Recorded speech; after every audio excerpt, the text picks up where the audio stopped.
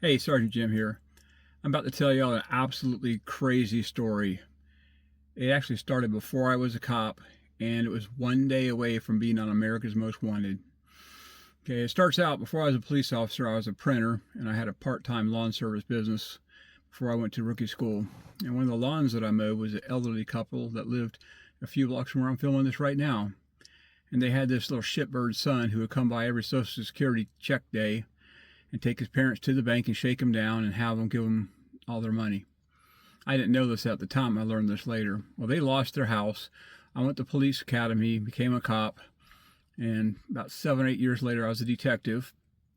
I had a case where I was called to a possible suicide. Of course, we didn't have some of the best help on the road at that time, but they said, oh, there's a note and there's a body. So I got there, and the note said, gone to get a job, be back later. And I was like, well, that doesn't look like much of a suicide note to me. So anyway, so I go in the house, and there's just blood everywhere. And there's feet prints in blood there, and some of them were from the cops that were there before me, messing up my scene. And I was a crime scene technician, detective. And I noticed that there were some footprints in the blood that were neither the cops that were there or the victims. So that's a clue that somebody else was there at the time of bloodshed. And since the guy's throat was split open, his head nearly cut off, that's a hint that it's probably not a suicide. Well, anyway, I shot my flashlight down on this guy's throat, which was really not there anymore, and I could see something down there glittering, and it was actually his gold chain had fallen into the wound from his throat, and I could see it through.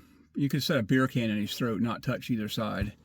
Anyway, I worked the scene, processed all that, collected the hairs, fibers, blood, all this kind of stuff. I used some different crystal, like leucocrystal violet, to illuminate some of the blood, turn it bright purple, and then made it glow and all that fun stuff, and took pictures of it all, and turned all this evidence in. Well, we were investigating this case, and as it turned out, the guy's name, I can say it now because he's dead, was Casualty Stapleton. He was the suspect, and the other guy's name was James Perotti. He's also dead. Perotti was the dead guy at the scene whose throat was slit open, and Stapleton turned out to be the suspect. And we learned that he was a suspect by some paperwork where the two of them had been cashing bad checks all over DeLand, the city where I worked. And Food Line apparently caught up to him. They knew one of them. They knew the Perotti guy, and they sent him a letter, said, if you don't come pay this $400 check that you bounced on us, we're going to call the cops. So he told his partner there, Perotti, you got to pay, or Perotti told Stapleton, you got to pay your half. He said, I ain't paying my half. You're the one that got caught, not me. And he said, well, if you don't pay your half, I'll turn you in. So, of course, wrong thing to say. So they went ahead and went down and paid the check so the cops wouldn't get called or anything. They got back home, and Stapleton closed the door, locked the door, and broke out a big knife and tried to cut Perotti's head off. I mean, he sliced his nose in half. It was one bloody, brutal scene.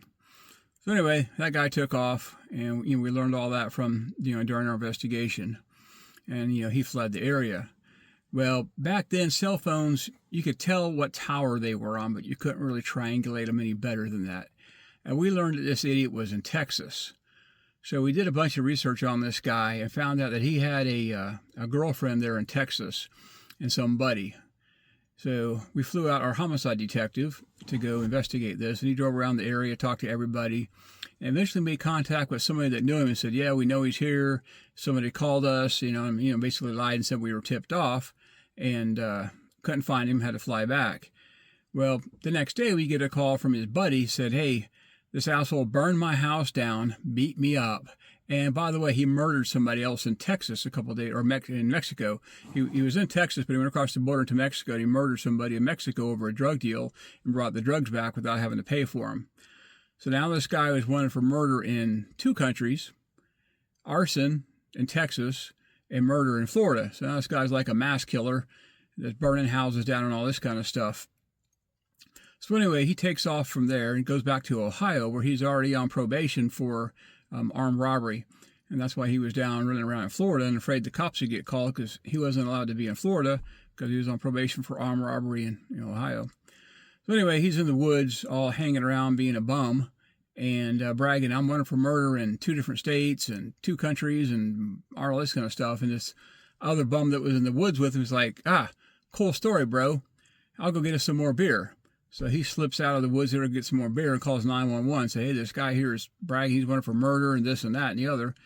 So the cops came and surrounded the woods, moved in on him, and he looked around and decided to, have a Glock hoagie for dinner and shot himself in the head. Anyway, this case had gotten so big at the time that the America's Most Wanted was literally coming to film the next morning to do an episode on this guy, to put him out nationwide to look for this guy, because he's running around killing people all over the place, different countries. And so we had to cancel because he killed himself. So one more day, we'd have been on America's Most Wanted for this idiot. But anyhow, the story ended well. The guy that was shaking down his parents and being a regular jerk, got his head almost cut off. And the guy that did it had to kill himself. So anyway, that's how I was almost on America's Most Wanted. Later.